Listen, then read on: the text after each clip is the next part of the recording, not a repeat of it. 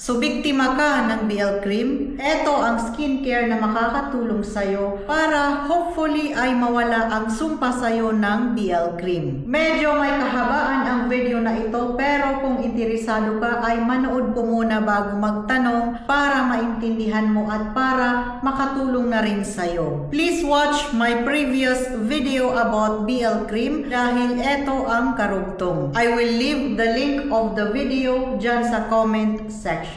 Panoorin mo muna yan ha, para maintindihan mo ang video na ito. So, stop BL cream, pero huwag ito itigil ng biglaan dahil masashock ang iyong skin. Ilagay ko dyan sa screen kung paano ang process ng pagtigil at screenshot nyo na lang. At yan na yung susundan ninyo. Example, sa first 2 weeks ay gamitin lamang ito every other night. Halimbawa, Saturday, Monday, Wednesday, at Friday lang ito gagamitin. Sa sunod na 2 weeks ulit, Saturday, Tuesday, at Thursday lang ito gagamitin. Sa sunod na 2 weeks na naman ay Friday at Tuesday lang ito gagamitin. And then, another 2 weeks na naman ay every Wednesday lang ito gagamitin. So, anong napansin mo? Diba, every 2 weeks ay binabawasan natin yung paggamit ng BL cream? Ganyang technique ang gawin mo para hindi ma-shock ang skin mo na,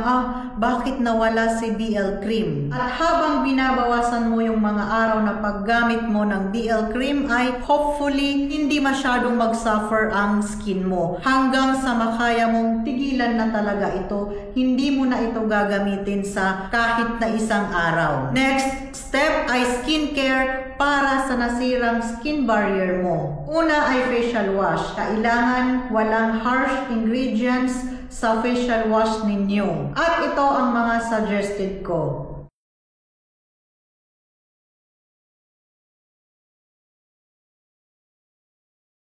Kung mas preferred mo naman ang sabon ay ito ang mga suggested ko.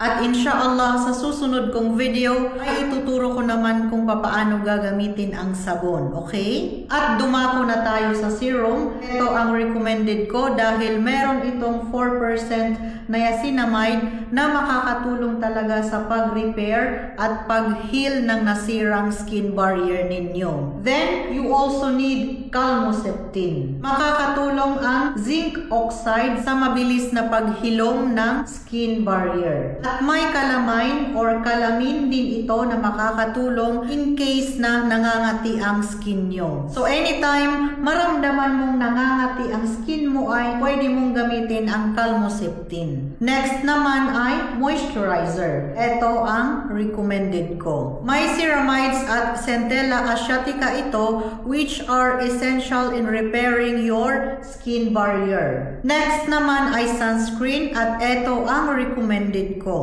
Kahit sirang-sira na ang skin barrier mo, ay hindi ka makakaramdam ng hapdi sa sunscreen na ito. At safe na safe ito sa kahit na anong skin type. Safe din ito sa buntis at sa mga breastfeeding moms. However, kung hindi mo preferred ang mineral sunscreen na gaya nito, ay pwede kang gumamit ng kahit na anong sunscreen na gusto mo or hiyang ng skin mo. Maglalagay ako dyan sa screen ng susundan yung routine with the skincare products that I mentioned. Post nyo lang ang video na ito at screenshot nyo. I hope makatulong ito sa inyo. Marami pa akong pwedeng idagdag dyan, pero I know na mahal talaga ang mga skincare products. Kaya, I tried my best to select only those crucial ingredients na makakatulong sa inyo. At kung may iba pa po kayong katanungan na hindi natin naipaliwanag sa video na ito, please leave your comment in the comment section.